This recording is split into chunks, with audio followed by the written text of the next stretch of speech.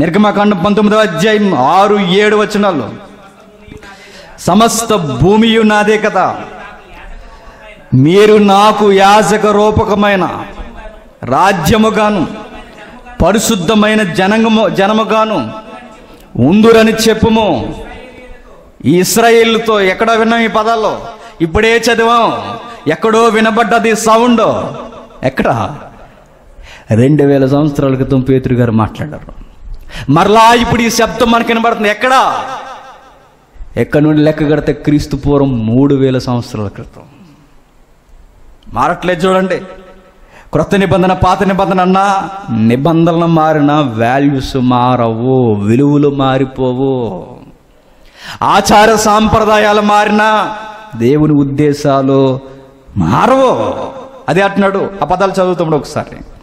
నిర్గమకాండం 19వ అధ్యాయం 6వ వచనం, మీరు నాకు యాజక రూపకమైన రాజ్యముగాను పరిశుద్ధమైన జనముగాను ఉందురని చెప్పుము.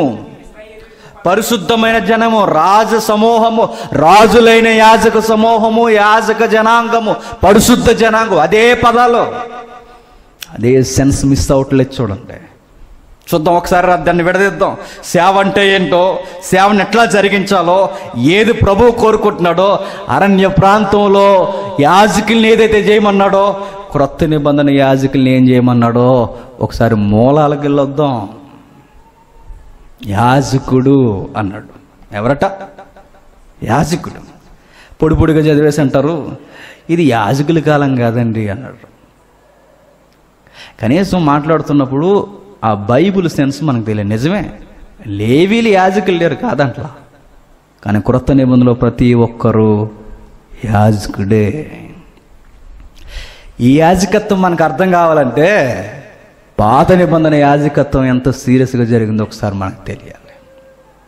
యాజకత్వం ఎట్లా ఉంటుందో ఒకసారి ఇమేజెస్ ఏమైనా కనపడతాయా? ఒకసారి చూడండి. అక్కడ జరుగుతున్న సందర్భాలు, యాజకుని యొక్క పని విధానం, పని కన్నా పరిచర్య ఎట్లా జరిగేదంటే, యాజకుడు ఎప్పుడు విషయాల్లో నలిగిపోయేవాడు. ఒక పక్క పాపి, మరో పక్క పరిశుద్ధుడైన దేవుడు, ఒక పక్క పాపాల మూట, మరొక పక్క పరిశుద్ధ దేవుని యొక్క ఆజ్ఞ ప్రకంపన. చూసారా? ఆ ఇమేజ్ ముందుకు పెట్టు. పాపి పాపం చేసిన తర్వాత వాడు పాప పరిహారార్థపు బలి పశువుని తీసుకొస్తే ఆ బలి పశువు ఎంత ఉందో చూడండి, పాపి కన్నా 100 రెట్లు బరువు ఎక్కువ. ఏంటి దాని పేరేంటి? జీకే పెట్టి చెప్పండి. దాన్ని మీరు చూడండి ఒకసారి. పాప పరిహారార్థపు బలిని పాపి ఇవ్వడానికి వచ్చినప్పుడు జరిగే విషయం ఏంటంటే, దాన్ని ఎవడయ్యా దాని బలి పశువుని తీసుకెళ్లి బలిచ్చేది ఎవడంటే, ఎవడో మీరు సండే వెళ్తారే కొనడానికి, అతను కాదు. మీరు తెస్తారే కవర్లో కవరేజ్ చేసి, అతగాడు కాదు. కటికి వాడు కాదు. దాన్ని వధించేది ఎవరు? వధించడానికి కారణం ఏంటి? పాపి పాపము చేస్తే దేవుడిచ్చిన సౌలభ్యం ఏంటో మీకు అనేక వర్తమానాలు నేను చెప్పా. దేవుడు ఎందుకు పాత నిబంధనలో బలి పశువుల్ని బలేయమన్నాడు? ఎందుకేమన్నాడు? దేవుడికి మాంసం అంటే ఇష్టమనా? యాజకులు రోజు మాంసం తినేసి బరువులు మోస్తారన్నా? ఎందుకు బలేయమన్నాడు? చాలాసార్లు చెప్పా, మరలా ఒకసారి జ్ఞాపకం చేసుకుందాం. తన సీక్రెట్ని తానే బయట పెట్టేశాడు దేవుడు. తన యొక్క సీక్రెట్ను తానే బయట పెట్టాడు దేవుడు. ఎట్టువాడంటే, పాపం చేసిన పాపంలో కొనసాగుతున్న పాపిని దేవుడు చూస్తే చంపేలనంత కోపం దేవుడికి. ఆయన పరిశుద్ధత ఒప్పుకోదు, ఆయన న్యాయ విధులు ఒప్పుకోవు. పాపి అయిన మనుష్యుడు పాపంలో కొనసాగుతుంటే వాడిని చూస్తూ ఉండలేడు, శిక్ష ఖచ్చితంగా ఇస్తాడు ఆయన. అలాంటి ఉగ్రతతో రగిలిపోయే దేవుడికి మరో పక్కన ఉన్న మనసు ఏంటంటే, ప్రేమ గలగ దేవుడు ఆయన ప్రేమ ఎట్టిదంటే, ఒక పక్కన దేవుడు ఆ పాపిని చూస్తే చంపేలనంత కోపం, మరో పక్క అదే దేవుడికి మరొక ప్రేమ భావజాలం ఏంటంటే, వాడిని ఎట్లయినా కాపాడాలి. ఈ రెండిటి మధ్య వాడి మీద ఉన్న ఉగ్రత, వాడి పాపపు రుణం చెల్లిపోవాలి అంటే సంబంధం లేని ఒక జీవిని తెచ్చి చంపేండ్రా అని ఎవరు చెప్పారు? ఆ దేవుడే చెప్పాడు. ఎందుకు చెప్పాడు? ఆ దేవుడు ఎందుకు చెప్పాడు? ఆయన ఎందుకు చెప్పాడంటే ఆయన సీక్రెట్ని ఆయన బయట పెట్టేశాడు. ఎప్పుడైతే అమాయకపు జీవుని తీసుకొచ్చి వాడికి సంబంధం లేని దానికి సంబంధం లేని అమాయకపు జీవి వచ్చి విలవిల్లాడిపోతూ గిలగిలా కొట్టేసుకుని రక్తమంతా ఒలిగిపోయి చచ్చిపోతుంటే దేవుడు ఆ జీవి త్యాగాన్ని చూసి చనిపోతున్న పశువు లేదా గొర్రె, ఆ మేక, ఆ మోగ జీవులు ఏవైతే ఉన్నవో ఆ చిన్న చిన్న జీవులు చనిపోతున్నప్పుడు వాటి త్యాగాన్ని చూసి పాపుని చూసి దీని త్యాగాన్ని చూసి కూలైపోయేవాడు. వాడి మీద ఉన్న ఉగ్రతను దీని త్యాగాన్ని చూసి ఆయన తగ్గించుకొని పోరా ఇక్కడి నుంచి అనేవాడు. అందుకు బలిమ్మన్నాడు. అలాంటి బలి పశువులు చేస్తున్నప్పుడు ఎవరు బలి ఇచ్చేవాడు? పాపివ్వడు. మరి ఎవరిచ్చేవారు? యాజకుడు.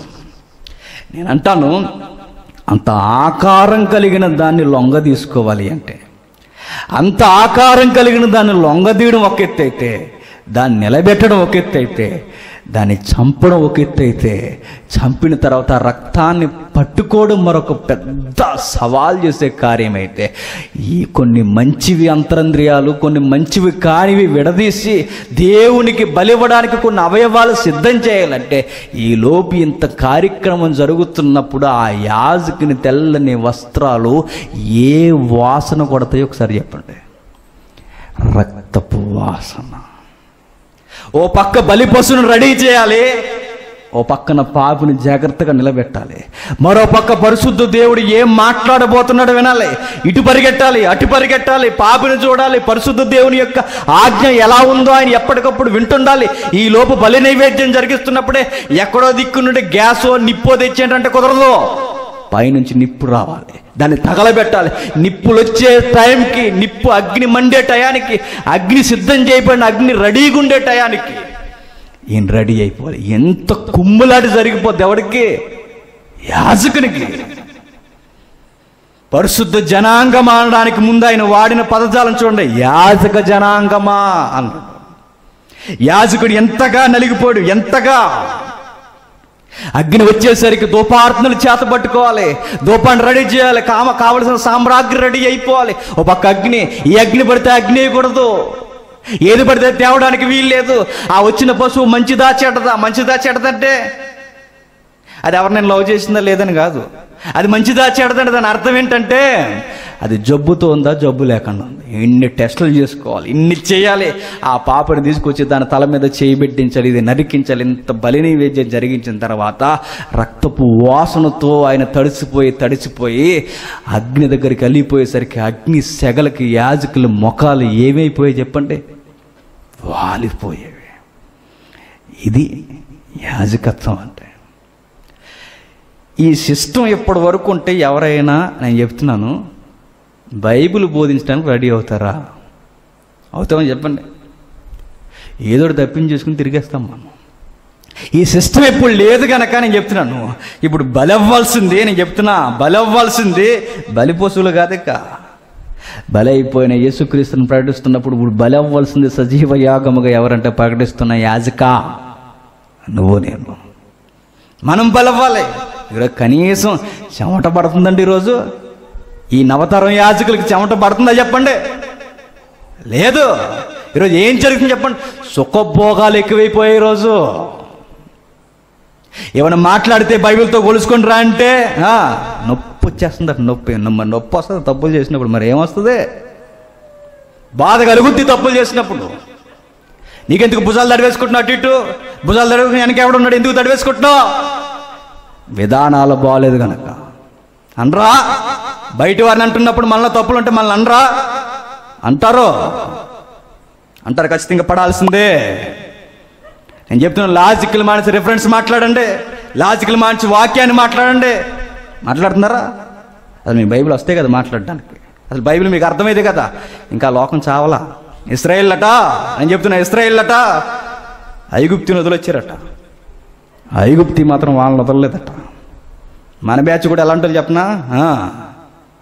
లోకం నుంచి వచ్చేసామనుకున్నాం కానీ చెప్పండి, ఆ లోకపు పోకడలు, ఆ దరిద్రపు పనికి మన తత్వం మనలో ఇంకా చావలేదు. మన ఐగుప్తి ఎలా వదలలేదో మన లోకం అలా వదల్లా. చూద్దాం ఇంకా ఏం జరుగుతుందో, యాజకుని యొక్క పనితీరేంటో, ఎలా వ్యవహరించాలో చూద్దాం ఒకసారి. నిర్గమాకాండం అందరూ వినాలి. నిర్గమాకాండం కనీసం సేవ ఏంటో, ఎలా మాట్లాడాలో, ఏం మాట్లాడాలో, ఏది ఆరోగ్యకరమో ఏది అనారోగ్యమో ఏమీ తెలియని వారందరికీ ఈ వర్తమానం ఉచితంగా అంకితం. తెలియకపోతే ఈరోజు లింకులు పెట్టండి.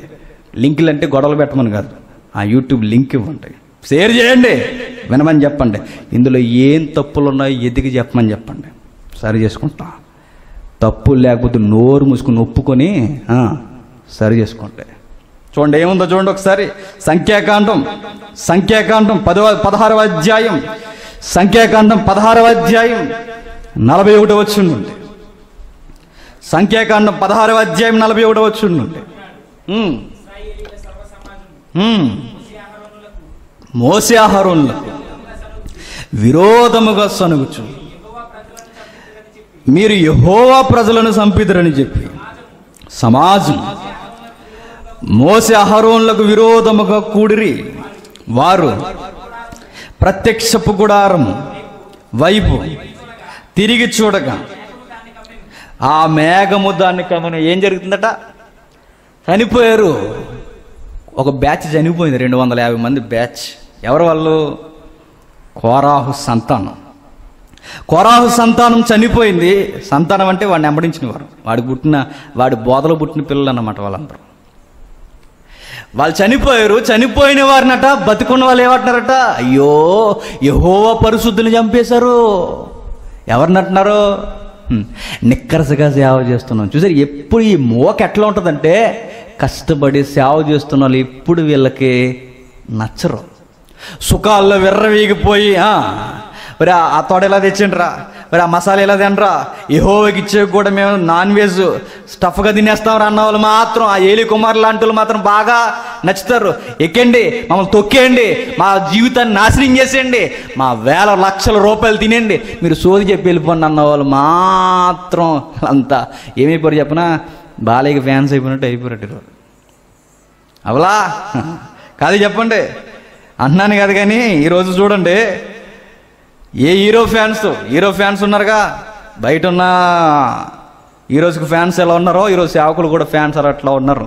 ఒక తమ్ముడు అడుగుతున్నాడు, తమ్ముడు ఆ లైవ్ చూస్తే క్షమించు, ఆ తమ్ముడు ఏమని అడుగుతున్నాడంటే, అన్న మీకు ఫేస్బుక్లో ఏదైనా మీ మీద వైరల్గా ఎవరైనా మాట్లాడినప్పుడు మీకు ప్రొటెక్షన్ ఇచ్చి మీ తరపున మాట్లాడే టీం ఏది మాకు కనబట్టలేదన్నా, అందరికి ఉన్నారన్న టీము, మీకు ఎవరు లేరంటే లేరు కాదు, మేము వద్దన్నాం, అవసరం లేదు, మాకెందుకు ఫ్యాన్స్, మాకెందుకు ప్రొటెక్షను, జరిగింది ఒకటే, ఏమన్నట్టు సీన్లోకి మేము దిగుతాం. అవసరమా చెప్పండి? కౌంటర్లు వేసుకుని చెత్త ఎంగి ప్రదర్శన చేసుకుని చెత్త కామెంట్లని పెట్టుకుని మారరా మీరు అనిపిస్తుంది. వాళ్ళు మారలేక మీరు అసలు మిమ్మల్ని మారాడు అన్నది ఎవరో, మీరు మారలా. వ్యంగ్యంగా ఎలా కోలలో పిచ్చి మాటలు చెత్త సేదారం కామెంట్లు ఫేస్బుక్లో ఇలా అట్ట మనకి ఇచ్చేవాళ్ళుగా. మాకు ఎందుకు బ్యాచ్, మాకు అవసరంలా. ఏమని ఉంటే ఎక్కడే నిలబడి తోలు తీస్తాం వాక్యంతో. ఏమని ఉంటే మోమాటం లేకుండా మాట్లాడిన ప్రసంగం నేను సవాల్ చేసి అంటున్నా, మాట్లాడుతున్న ఏ ప్రసంగం రే ఇది నీ బతుకులో లేదని ఒక్క ప్రసంగాన్ని మన కళ్ళ ముందుకు జీవించమని చెప్పండి. నేను మాట్లాడేది నా బతుక్కి వ్యతిరేకమైతే నేనేటికి మాట్లాడేది అవసరంలా. మాట్లాడేది దొంగ బతుకు దేనికి? నేను మాట్లాడుతున్న నాకు వ్యతిరేకమైతే నేను మాట్లాడాల్సిన అవసరం ఉందా? నేను సేవకున్నా చెప్పండి. ఈ కొలత కూడా లేనప్పుడు ఎందుకు మాట్లాడటం? ఎవడొకడు అడుగుతాడు, నువ్వు చేసేది ఏంటని అడుగుతారు. సరిపోయిందా చెప్పండి అనే ముందు ఆలోచించాలి. ఏది ఆరోగ్యకరం ఏది అనారోగ్యం. ఈ తిట్టించుకునే పరిస్థితులు ఎందుకు తెచ్చుకుంటారంటే కుదురుంటారు, ఖాళీగా ఉండి ఆరోగ్యంగా చెప్పుకుంటూ వెళ్ళిపోతున్నాను కూడా కదిపితే ఎలా ఉంటుంది చెప్పండి, ఇది ఎలా ఉంటుంది. నేను చెప్పేది ఒకటి గుర్తుపెట్టుకోండి. నేను ఎప్పుడు చెప్తా ప్రసంగాల్లో, అపోస్తుల్లాగా ప్రభువులాగా ఉండాలన్న ప్రయత్నం అంత. మరలా గోకితే కథ ఎక్కడికి వెళ్తుంది? మరలా మీకన్నా దారుణంగా ఉండేవాళ్ళం, మీకన్నా దారుణంగా చాలా రెబలగా మాస్ ఏరియాలో బతికిన వాళ్ళం చాలా దారుణంగా మీ అందరికీ తాలిగట్టేస్తున్నాయి ఏదో ఒకరోజు. అది చెప్పండి. ఎందుకు అలవాటు చేసుకోకూడదు అలాంటివి? అది క్రైస్తవ్యం కాదు. మారాలి. ఏం జరుగుతుందో చూడండి. 16వ అధ్యాయం. మరనాడు ఇశ్రాయేలు సమాజము సర్వ సమాజము మోసే అహరోనులకు విరోధముగా సనుగుచు సమాజము మోసే అహరోనులకు విరోధముగా కూడెను. వారు ప్రత్యక్షపు గుడారం వైపు తిరిగి చూడగా ఆ మేఘము దాన్ని కమ్మెను. యెహోవా మహిమ కనబడెను. మోసే అహరోనులు ప్రత్యక్షపు గుడారం ఎదుటికి రాగా యెహోవా ఈ సమాజం మధ్య నుండి తొలగిపోవుడి, మోసేకి సెలవీయగా వారు సాగిలపడిరి. అప్పుడు మోసే ఆ ఇమేజెస్ ప్లే చేద్దాం ఒకసారి. చూడండి, జరుగుతున్న పరిస్థితి చూడండి. విరోధముగా జరిగిన కార్యము కళ్ళ ముందే జరిగింది. దేవుని సేవకులకి విరోధముగా మంచిగా బతకండి, పరిశుద్ధంగా ఉండండి, వ్యభిచారం చేయకండి, దొంగ మాటలు మాట్లాడకండి, సనక్కండి, ఇలా ఉండకండి, దేవుని ధర్మశాస్త్రం లోబడండి అంటే అహరోనికి మోసేకి వ్యతిరేకంగా మాట్లాడారంట. నేను అంటాను, మీరు మాట్లాడింది అహరోనికి మోసేకి వ్యతిరేకం కాదు, మరి వెనకుండి నడిపిస్తున్న దేవునికి. ఇట్టి భేదములు పుట్టించి వాని మీదకి మారలా, కొలత మార చూడండి. భేదములు పుట్టించి వాని మీదకి దేవుని కోపము రౌద్రముతో వచ్చినన్న పౌలు గారి మాట అహరోనుకు జరిగింది చూడండి. ఏం పుట్టిస్తున్నారు వాళ్ళు అక్కడుండి? భేదం. చక్కగా జరిగిపోతున్న సేవా కార్యక్రమాన్ని తీసుకొచ్చి మధ్యలోకి వచ్చి ఏం మాట్లాడుతున్నారు చెప్పండి. మీరేనా సేవ చేసేది? మేము చేయలేమా? మాకు ఉంది బ్యాచ్ అని చెప్పారట. ఉంది, ఎక్కడుందో తర్వాత పోయింది పాతాళంలోకి, అదే భూమిలోకి. పాతాళం అంటే మళ్ళీ ఇది లెక్కలు దీకండి. పోయింది కనబడిన చీకటి ప్రదేశంలోకి. అది కళ్ళ ముందే జరిగితే ఇంకా మారకుండా అంటున్నారట. ఇంకా మారకుండా ఇంకా సనుగుతున్నప్పుడు దేవుడు కోపం వచ్చి దేవుడు అన్నాడు, యెహోవా మీరు ఈ సమాజం మధ్య నుండి తొలగిపోండి. ఇలా మారక ఒక్కసారి వాళ్ళకి దూరంగా జరగండి. దేవుడు ఎప్పుడు గుర్తుపెట్టుకోండి, దేవుడితో ఎప్పుడు వచ్చే గొడవ ఏంటి చెప్పనా? తనకిష్టులైన మనుషులు ఆయనకి నచ్చిన వారి మధ్య ఉన్నప్పుడు ఆ వారితో పాటు వాళ్ళు కలిసి బతికేస్తుంటారు. చాలా దిక్కులు జరుగుతుంది. మీరు చూడండి, సొదొమ గొమొర్రా లేచిపోవాలంటే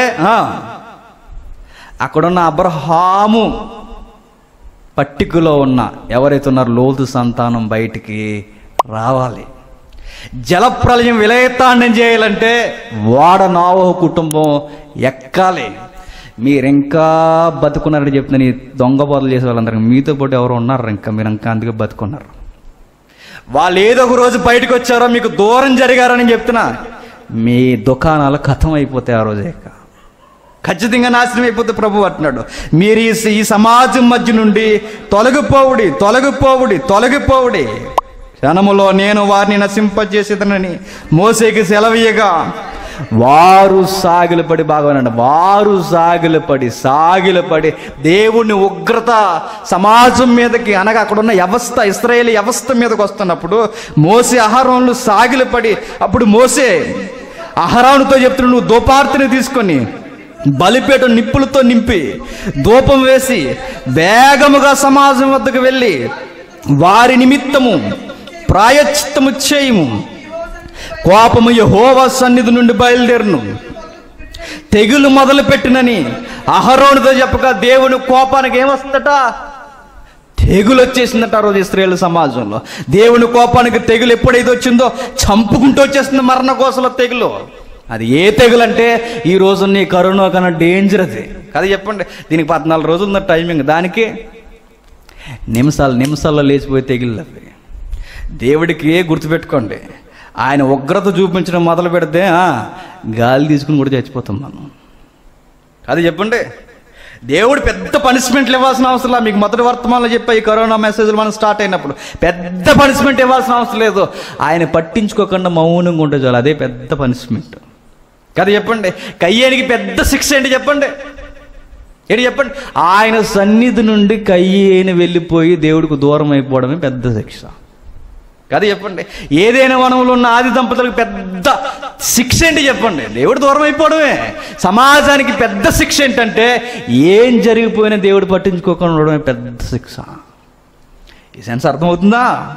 ఆ రోజు దేవుడు అంటున్నాడు చూడండి, తెగులు రాబోతుంది, ఈ సమాజం మధ్య నుండి మీరు దూరంగా వెళ్ళాలంటే దేవుడికి సాగిలు పడిపోయి యాజకుడు చేయాల్సిన పని ఏంటంటే శిక్ష కళ్ళ ముందు కనబడి ప్రజలు మరణఘోషలో కొట్టుకుపోతున్నప్పుడు యాజకుడైన వాడు వ్యవహరించవలసింది ఏంటంటే దేవుణ్ణి బతిములాడుకోవడం. ఎవడ చేస్తున్నాడు చెప్పండి ఈరోజు ఈ పని? కుదురుగా ఉండక ఎవరితో గొడవ పెట్టుకోవాలి, ఎవరితో ఏం చేయాలి, ఏ చెత్త మ్యాటర్ తీసుకురావాలి, యూస్ ఎలా పెంచుకోవాలి, మళ్ళీ ఇలా పెట్టి టైటిల్స్ ఎలా ఉంటాయి అనుకున్నారో ఏదో ఉందనుకుని చూసేస్తాం మనం ఓపెన్ చేసి.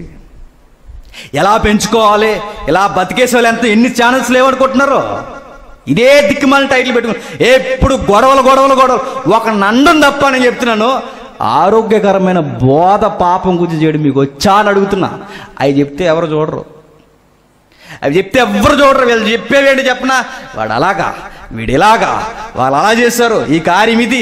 కరెంటు విషయాలు మాట్లాడుతుంటారు చూడండి, చెత్త న్యూస్లన్నీ మాట్లాడతారు చూడండి. వీళ్ళకి బైబిల్ రాక వీటిని కలుపుకుని మాట్లాడుకుంటారు. అదే మీకు గుర్తు. బైబిల్ తెలియకే యాజకుడు అన్నవాడు వ్యవహరించవలసింది ఏంటంటే దేవుని బతిమలాడుకోవాలి, దేవుని బతిమలాడుకోడు. సాగిలు పడిపోయి ప్రభువా ప్రభువా ప్లీజ్ మై లార్డ్, ప్రజలకు జరుగుతున్న ఈ మరణ సంబంధమైన ఈ ఘోష ఆగిపోవాలని అహరోన్ని రెడీ చేస్తున్నాడు. ఎల్లు ధూపార్తిని తీసుకుని బలిపేట నిప్పులతో నింపి ధూపం వేసి వేగముగా సమాజం వద్దకు వెళ్ళు, వారి నిమిత్తము ప్రాయశ్చిత్తము చేయము. ధూపార్తిని చేత్తో పట్టుకోవడం అంటే ఎలా ఉంటుంది చెప్పండి? రగిలిపోతున్న నిప్పులు దగ్గర పెట్టుకుని అది పట్టుకుని పరిగెట్టాలట. ఆ నిప్పులు చేత పట్టుకొని అక్కడికి వెళ్ళి ధూపార్తిని రెడీ చేసి ఆ బలిపీఠాన్ని రెడీ చేసి ఆ నిప్పులు తెచ్చి ఇందులో పెట్టుకొని ఇది పట్టుకుని పరిగెడుతున్నప్పుడు ఈ గుండెలకి సెగ ఎలా తగులుంటుందో ఒకసారి మీరు ఆలోచించండి. ఆ రోజే ఎంత కష్టపడ్డారంటే పాత నిబంధన యాజక ధర్మం. ఈరోజు మనం ఎంత కష్టపడాలంటే ఎంత కష్టపడాలి చెప్పండి? పరుగులు తీసి తెగులు మొదలుపెట్టిన అహరోనుతో చెప్పగా మోసే చెప్పినట్లు అహరోను వాటిని తీసుకొని సమాజం మధ్యకు పరిగెత్తుకుని పోయినప్పుడు ఎందుకు పరిగెత్తిపోతున్నారు? వీళ్ళ భార్య చచ్చిపోతుందనా, వీళ్ళ పిల్లలు చనిపోతున్నారనా, వాళ్ళ కుటుంబీకులు చనిపోతున్నారని కాదు. వాళ్ళు ఎందుకు పరిగెడుతున్నారు? సమాజం చచ్చిపోతుందని. ఏం చేయడానికి పరిగెడుతున్నారు? దేవుని బతిములాడుకోవడానికి పరిగెడుతున్నారు. దేవా వద్దు ప్రభువా ప్రార్థన చేస్తున్నారు. మీకు రుచించిన మాట, మనకి ఎక్స్పీరియన్స్ లేని మాట ఏంటి చెప్పనా? ప్రార్థనకి ఏమాగుతాయంటే మీకు సింపుల్ ఆన్సర్ అనుకుంటారు, సొసైటీకి అర్థం కాదు, మనకైనా అర్థం అవ్వాలి. దౌర్భాగ్యం. ప్రార్థన ఏంటి? ఇంత పెద్ద విపత్తులు జరుగుతున్నప్పుడు, ఇంత పెద్ద ఘోరం జరిగిపోతున్నప్పుడు మనం చేయాల్సింది ఏంటంటే ప్రార్థన. బైబిల్ అదే చెప్తుంది, ప్రార్థనకు సూర్యచంద్రులు లాగిపోయాయి, ప్రార్థనకు ఎర్ర సముద్రం పాయలైపోయింది, ప్రార్థనకు ఎరుకో గోడలు పడిపోయాయి. నినేవే పట్టణం ప్రార్థన చేస్తే ఆగిపోయింది రావాల్సిన ఘోరం. ఇశ్రాయేలు ఘోరమైన కార్యాలు చేసి తెగులు చేత చస్తుంటే లక్షల మంది వాళ్ళు చేసింది ఒకే ఒకటే, ప్రార్థన. బైబిల్లో విపత్తుకరమైన కార్యక్రమాలు, పెద్ద విపత్తులు ఎడ్డుగాగిపోయి అంటే మీరు బైబిల్ తిరగేయండి. ప్రార్థన. ఒప్పుకున్నారు పశ్చాత్తాపడి, క్షమించు ప్రభువా అని. ప్రార్థనకి ఆగుతాయి ఏమన్నా? ఈరోజు సేవకులు చేయాల్సిన పని ఏంటి చెప్పండి? ప్రార్థన చేయాలి. చేస్తున్నారా? సాగిలిపడి మోకాళ్ళు అనుభవమే లేదు మనకి. ప్రార్థన చేస్తున్నాం సొసైటీ కొరకు, చెయ్యం. మనం చేసేది ఏంటి చెప్పనా? చేసేదల్లా ఒక్కటే, ఏం తినాలి, ఏ ఫ్రైలు చేసుకోవాలి, ఎలా ఆరోగ్యాన్ని మేము చేసుకోవాలి. చచ్చిపోండి ఆరోగ్యం. 60 ఏళ్ళకి దాటి బతికేస్తాం అనుకుంటున్నావా? చెప్పాల్సిందేంటి? ఆత్మీయత కొరకు. మాట్లాడాల్సింది దేని కొరకు? పరిగెట్టండి అహరోనికి ఏంటి? వాళ్ళ కుటుంబం చచ్చిపోతుందన్నా, మీరు పక్కకి జరగండి, మేము అభివృద్ధి చేస్తాం, వాళ్ళని చంపేస్తా అన్నాడు. నష్టమా వాళ్ళకి చెప్పండి? సొసైటీ కొరకు ఏడ్చేవాడే క్రొత్త నిబంధన యాజకుడు కూడా గుర్తుపెట్టుకోండి. ఏడుపు వస్తుంది. అసలు ఇంతమంది చచ్చిపోతున్నారు, ఏడుచారా దేవుని దగ్గర? నేను అడుగుతున్నాను, ఏడ్చారా ఏ రోజన్నా? ఏ రాత్రి కనీసం ఒక్క నిమిషం ఏడ్చారా? ఏంటి ప్రభు ఇలా జరుగుతుంది? నీ ఆలోచన ఏంటి? నీ సమాధానం ఏంటి? నీ ఉద్దేశం ఏంటి? ఎందుకు నువ్వు మౌనంగా ఉన్నావని సమాజం కొరకు ఏడ్చామా? ఏడం. ఎప్పుడు ఏడుస్తాం చెప్పండి? ఎవడో ఒకటి మీద పడి ఏడుస్తాం. అంతేనా వచ్చి మనకి? అదే వచ్చి మనకి. ఇంకేం మాట్లాడుతున్నాడు చూడండి.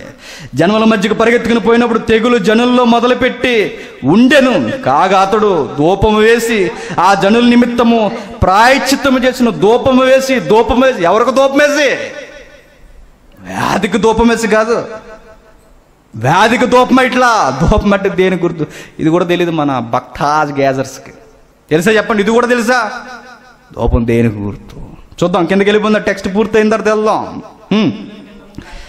అతడు చచ్చిన ఆ జనుల నిమిత్తం ప్రాయశ్చిత్తము చేసెను. అతడు చచ్చిన వారికి బ్రతుకున్న వారికి మధ్య నిలబడగా. ఎవరతడు అడుగుతున్నా, ఎవరతడు? అహరోను అనకండి, ఎవరతడు? దేవునికి మనిషికి మధ్యనున్న సేవకుడు.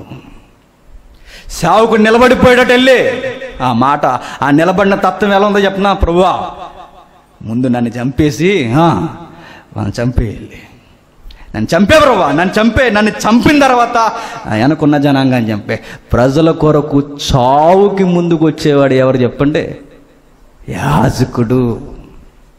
అహరోను నిలబడిపోయాడు. నేను చనిపోతే అని చంపు. చావుకు ముందు నిలబడ్డాడు. ఆ ప్రజలకి దేవుడికి మధ్య ఉగ్రత మధ్య నిలబడిపోయాడు దోపార్తని చేత పెట్టుకుని. అప్పుడు చూడండి, అక్కడ ఏమన్నా, చచ్చిన వారికి బ్రతుకున్న వారికి మధ్య నిలబడగా తెగులు ఆగెను. ఒక పక్క సమాజం చచ్చిపోతుంటే, బతుకున్న వారు కొంతమంది ఉంటే, మధ్యన ఉన్న యాజకులు చేయాల్సిన పని అని చెప్పండి? దోపార్తిని పట్టుకుని నిలబడాలట. దోపార్త్ అంటే చూద్దాం ఒకసారి. దోపార్త్ అంటే మరలా మీరు లేనిపోయిన దోపాలు పల్లెలకి రెడీ అయిపోకండి. మనకు అర్థమయ్యేది ఎక్కువ, అపార్థం ఎక్కువ. చూద్దాం ఒకసారి. ప్రకటన 8వ అధ్యాయం, క్రొత్త నిబంధన భాష్యం. ప్రకటన 8వ అధ్యాయం, ప్రకటన 8వ అధ్యాయం 3వ వచనం నుండి.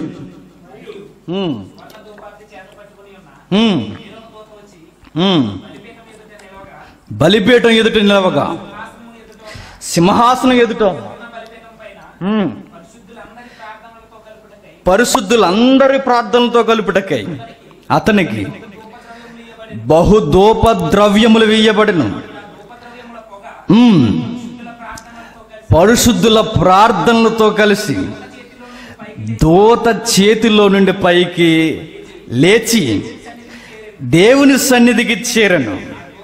ఆ దోపార్తిని తీసుకొని బలిపీఠం పైన ఉన్న నిప్పులతో దానిని నింపి భూమి మీద పడవేయగా, ధ్వనులు, మెరుపులు, ఏం జరుగుతుందో చూడండి. అక్కడ వచ్చిన మనం చూడాల్సింది, దోపార్తిని చేత పెట్టుకుంటే ఆ దోపార్తితో కలిసి పొగ పరిశుద్ధుల ప్రార్థనలతో కలిసిందట.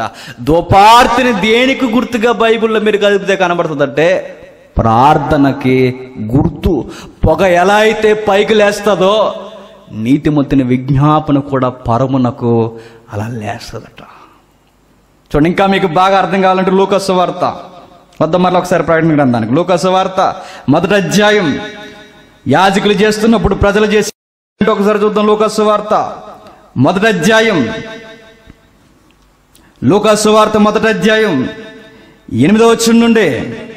జకరయా తరగతి క్రమము చొప్పున దేవుని ఎదుట యాజక ధర్మము జరిగించుచుండగా, యాజక మర్యాద చొప్పున ప్రభు ఆలయంలోనికి వెళ్ళి ధూపం వేయుటకు అతనికి వంతు వచ్చెను. ధూప సమయమందు ఎలుపల ప్రార్థన చేయుచుండగా, ధూప సమయమందు జనులు చేసే పని ఏంటి? ప్రార్థన. ఎక్కడ ధూపం వేయబడుతుందో అక్కడ జరిగేది ఏంటంటే ప్రార్థన, విజ్ఞాపన. ఇప్పుడు నేను చెప్తున్నాను, ఈరోజు మరణ ఘోష ఈ 2020లో లేచిపోతున్నప్పుడు సేవకులుగా, క్రొత్త నిబంధన యాజకులుగా మనం చేయాల్సిన పని ఏంటి? ప్రార్థన.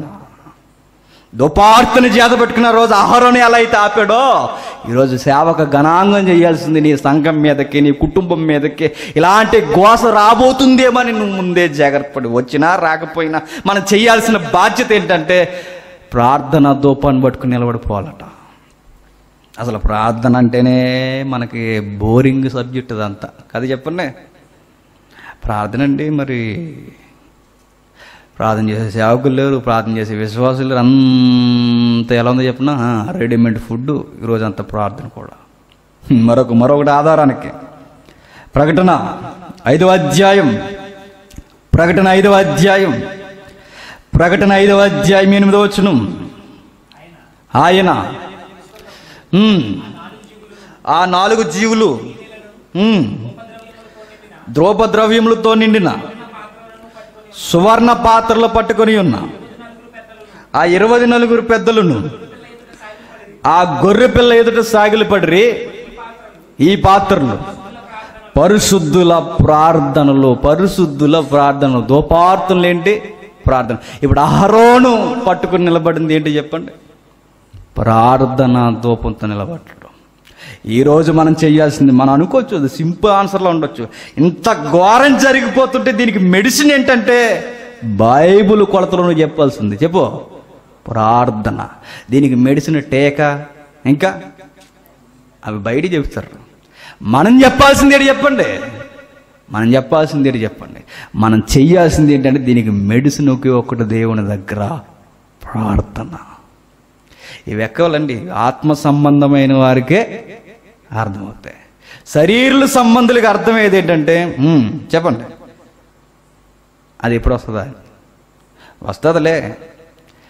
నమ్మలేని నిజం ఏంటో చెప్పనా? టేకేసుకున్న రోజు చచ్చిపోతాం కదా. చెప్పండి, లాజర్ 4 రోజుల తర్వాత లేచాడు, చచ్చిపోయాడా?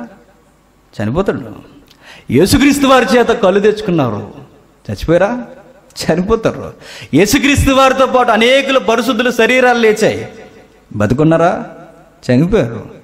ఈరోజు వైద్యం వస్తుంది, దానికి విరుగుడు వస్తుంది, చచ్చిపోమా? చచ్చిపోతాం. వీటన్నిటికన్నా ముందు మనం నేర్చుకోవాల్సింది ఏంటి గుర్తుపెట్టుకోండి, నేను దేవుని ఎదురు ఎట్లా ఉండాలి? రాజు, యాజకుడు, నెక్స్ట్ పరిశుద్ధ జనాంగం. యాజకుడు ఎట్లా ఉండాలో చూస్తున్నాం మనం. యాజకుడు చేయాల్సిన పని ఏంటో చూస్తున్నాం. పాత నిబంధన అయినా క్రొత్త నిబంధన అయినా యాజకుడు చేయాల్సిన పని ప్రార్థన, ధూపం, ప్రార్థన, విజ్ఞాపన. ఇది సింపుల్గా ఉండొచ్చు సొసైటీకి ఆన్సర్.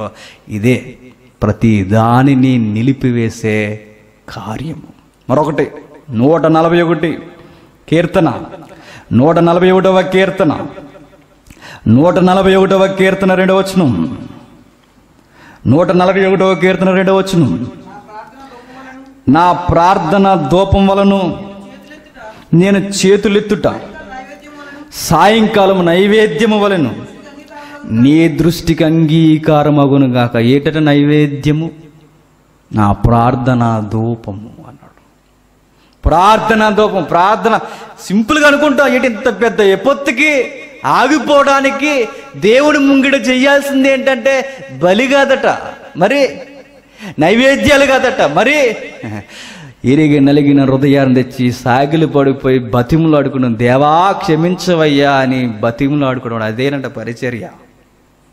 ఇలా చేయండి అంటే ఏమొచ్చింది? వీళ్ళకి ఏమొస్తుందండి? బాధ కలిగిపోతుందట. ఎవరు చేస్తారండి? ఇది కఠినమైన మాట. ఎవరు చేస్తారండి 2 గంటల ప్రార్థన అని అడుగుతున్నారంట. చేయకేక ఆ రోజు చేద్దాలో ఒక రోజు ఎక్కడ ఒక ప్లేస్ ఉంటుంది, అక్కడ అప్పుడు 24 hours ప్రేయరే ఉంటుందట. అక్కడ ప్రార్థన, ప్రార్థన, కన్నీటి ప్రార్థన. ఆగరు గోజెడతారట అక్కడ. ఎక్కడ? నరకం. నరకంలో ఉండేది ఒకే ఒక్కటి ఏంటి చెప్పిన? ప్రార్థన, ప్రార్థన, ప్రార్థన. ప్రభువా ఇడిపించు, ఆత్మల భారం. ప్రభువా ఇంకా 5 సహోదరులను ప్రభు నశించిపోతున్నారు, ప్రభు వాళ్ళని రక్షించు ప్రభు. అక్కడ వచ్చేదట భారం, ఆత్మల భారం, ఇంకా ప్రార్థన, విజ్ఞాపన, బాధ్యత. నేను చెప్తాను, ఇక్కడ మనం చేయకపోతే అక్కడ చేసిన దానికి అర్థం పర్థం సమాధానమే ఉండదు. ఇక్కడ చేయండి, దానికి సమాధానాలు వస్తాయి. ఇంకా యాజకుడు ఎట్లా ఉండాలో మనకు తెలిసిందే. నెక్స్ట్ మనకు తెలియాల్సిందే రాజు, కింగ్. రాజు ఎట్లా ఉండాలంటే విపత్తు జరుగుతున్నప్పుడు రాజు ముందు వచ్చి నిలబడాలి. ముందు మీరు వెళ్ళిపోండ్రా అని కూడా రాజు గారు దొంగడు. ముందు మీరు వెళ్ళిపోండ్రా, మీరు చచ్చిపోండ్రా కాదు. నిజమైన సోల్జర్స్ ముందు ఉండాల్సింది ఎవరు చెప్పిన? కింగ్. సామెతల గ్రంథంలో చెప్తాడు, రాజట యుద్ధానికి ముందు నడిచేవాడే రాజట. సొలొమోను చెప్తాడు, యుద్ధానికి ముందు నడిచేవాడు రాజు. వాడు రాజు. ప్రజలను చచ్చిపోయిన తర్వాత సింహాసనంలో లాస్ట్ కూర్చుని వాళ్ళ పిల్లల్ని పాపల్ని వెనక దాచేసుకుని ఈయన మాత్రం సేఫ్ జోన్లో ఉంటే రాజు కాదు. ఎవడు చెప్పండి? దొంగ. రాజు ఎవరంటే మీరు గుర్తుపెట్టుకోండి, ఏదన్నా కార్యం చేస్తే ముందు అతను వచ్చి నిలబడాలి, అతను నిలబడాలి. వాడిని పంపించి తోకను పంపించి వాణి ఈ రాజు ఇటు దొంగిటు దొంగట్లు గుద్దేసుంటారు. అలాంటి వారు ఎలా ఉండాలో వ్యవహరిస్తున్నారు చూడండి. రాజులు ఎట్లా ఉండాలంటే ప్రజల ప్రాణాల మీదకి వస్తున్న విపత్తుని వీళ్ళు ఏం చేయాలట? తొలగించేయాలట.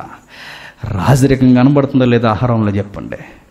రాజరికం కనబడుతుందా లేదో చెప్పండి. మోసేలో ప్రజలను కాపాడడానికి ప్రమాదానికి ముందుకు ఎవరు వచ్చారు? ఎవరు? మోసే ఆహారంలో వచ్చారు. గమ్మత్తు ఏంటంటే ఈ సేవ చూస్తే ఇంత గంభీరంగా ఉందిగా, దీన్ని ఒక్క స్టేట్మెంట్లో పౌలు గారు ఎలా లేపారో చూడండి ఒకసారి. కొరింథీయులకు రాసిన రెండో పత్రిక, కొరింథీయులకు రాసిన రెండో పత్రిక, కొరింథీయులకు రాసిన రెండో పత్రిక 3వ అధ్యాయం 7వ వచనం నుండి. మరణకరమైన పరిచర్య రాళ్ళ మీద చెక్కబడిన అక్షరములకు సంబంధించినదైనను మహిమతో కూడినదాయను. ఏంటట? రాళ్లతో చెక్కబడిన పరిచర్య. ఏ పరిచర్యట? మరణకరమైన పరిచర్య అన్నాడు.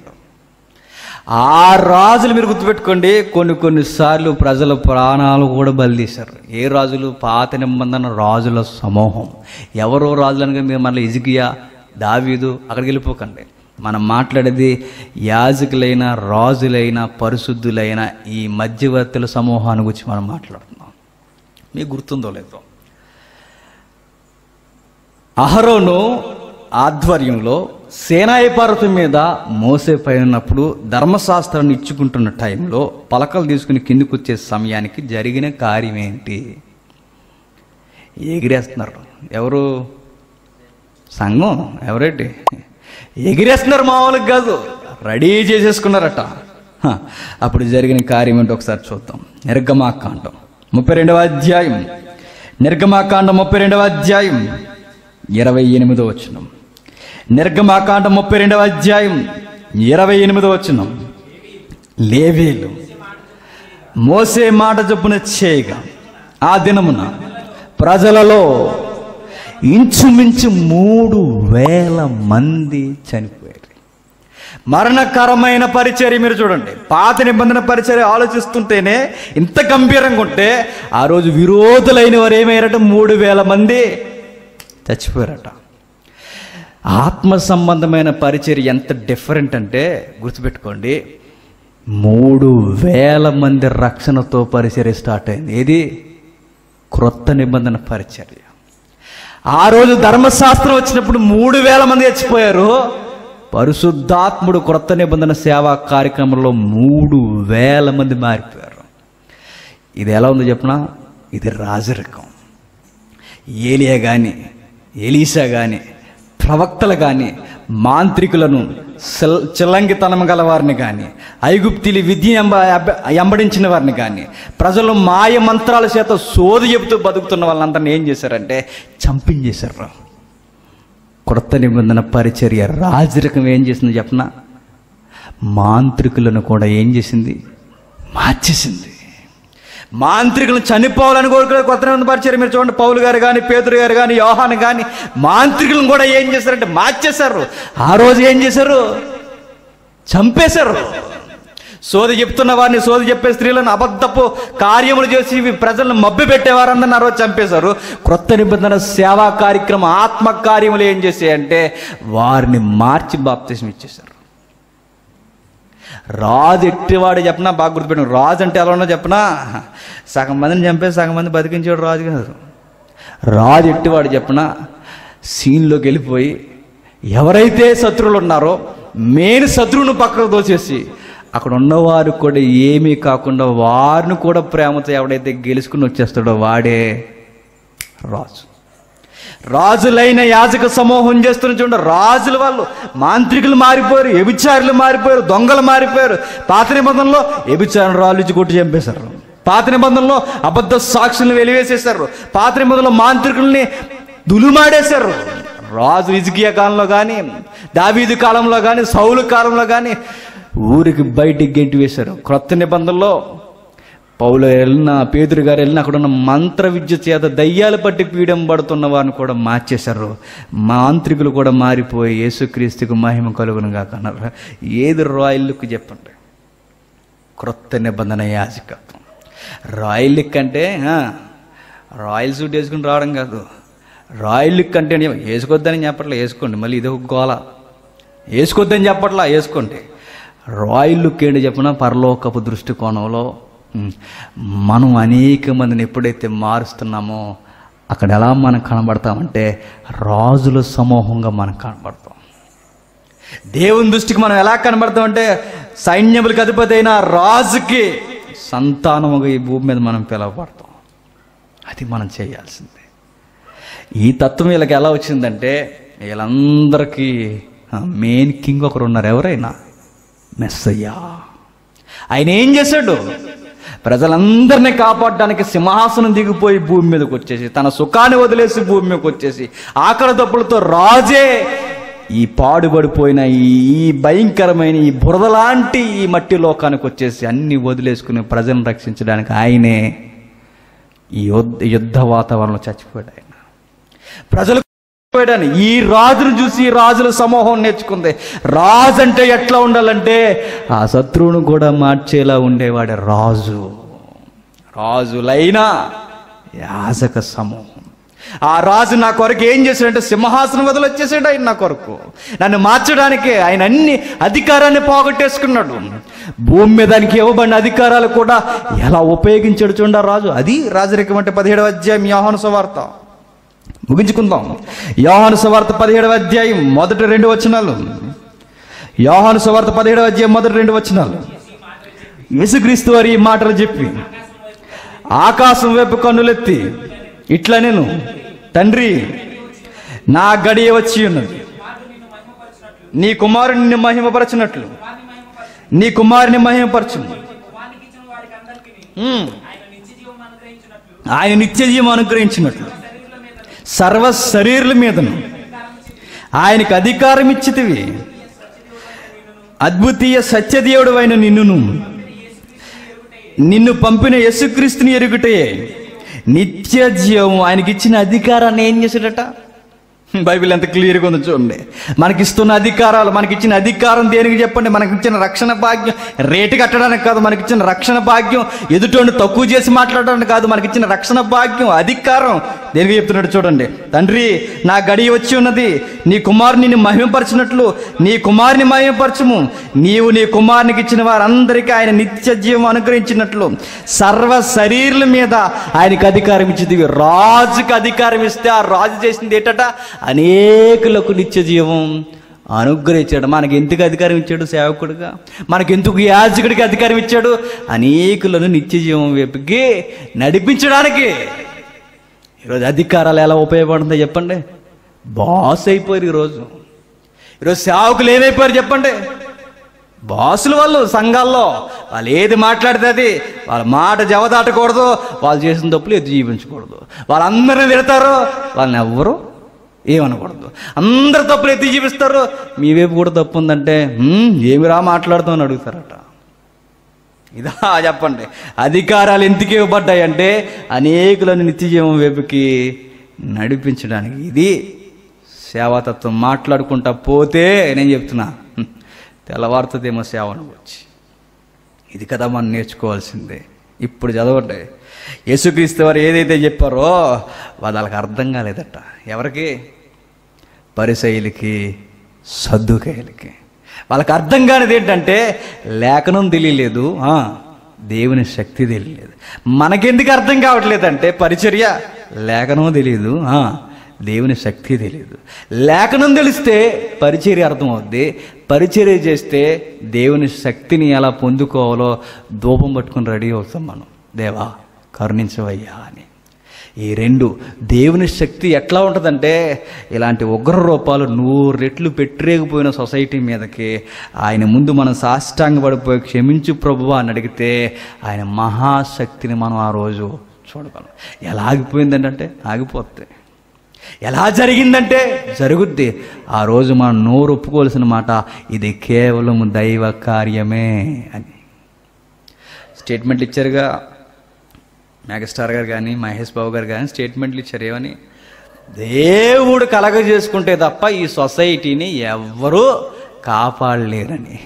మనం అన్నది ఏంటో ఫస్ట్, ఒక రోజుకి మేధావి వరకు ఈ దేవుళ్ళు, ఈ సినిమా దేవుళ్ళు, ఈ క్రికెట్ దేవుళ్ళు వీళ్ళందరూ నోరిప్పి మాట్లాడే ఒక రోజు వస్తుంది. ఆ నోరు విప్పి మాట్లాడే మాట ఏంటంటే ఆ దేవుడు పట్టించుకుంటే కానీ ఈ సొసైటీని ఎవ్వరూ కాపాడరు. వచ్చిందా?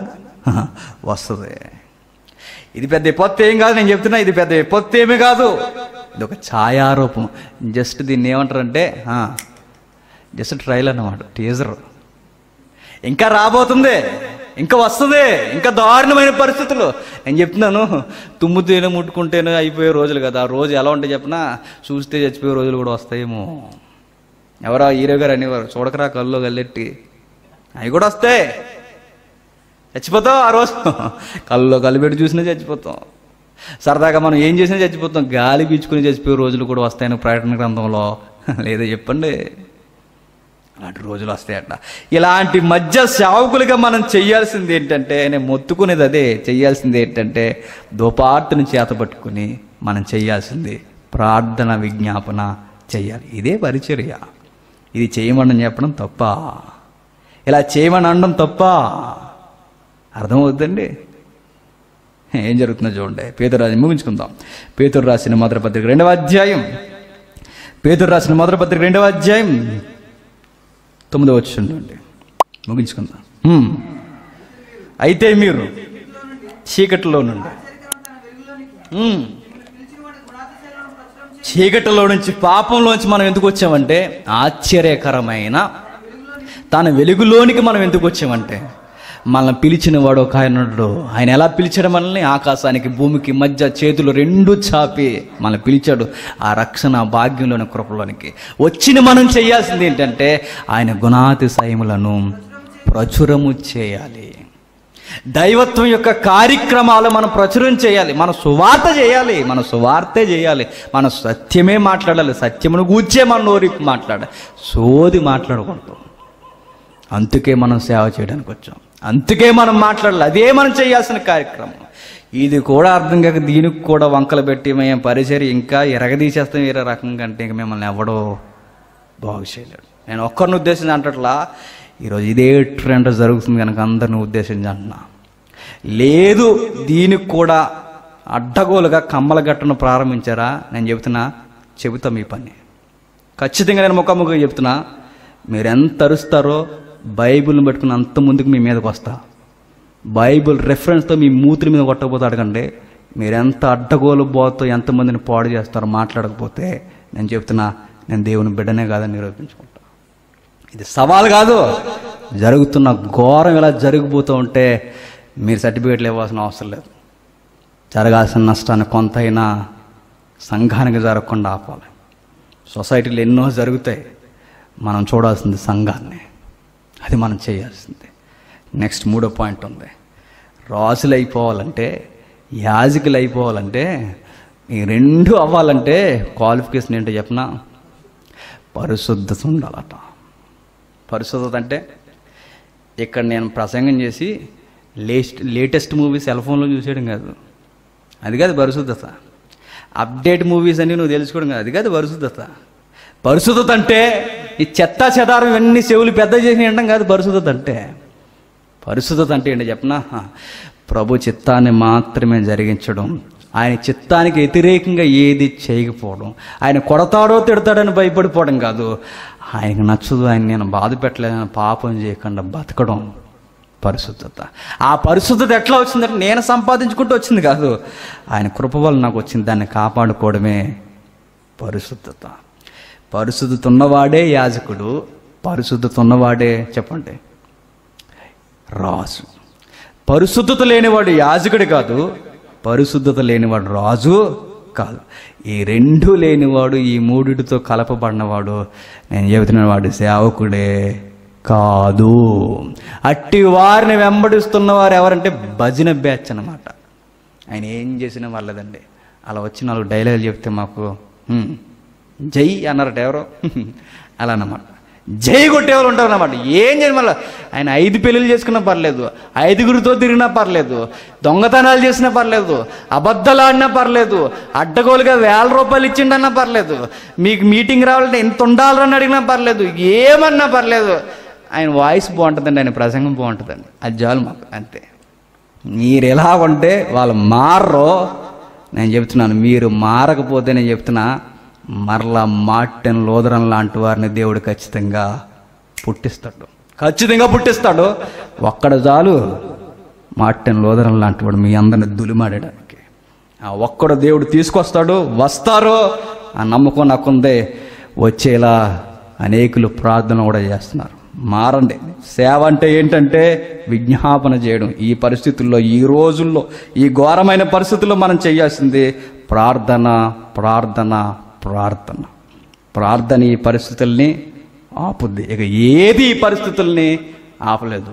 ఏ సూక్తులు, ఏ ప్రసంగాలు, ఇవన్నీ కాదు. మనం చేయాల్సింది ప్రార్థన, ప్రార్థన.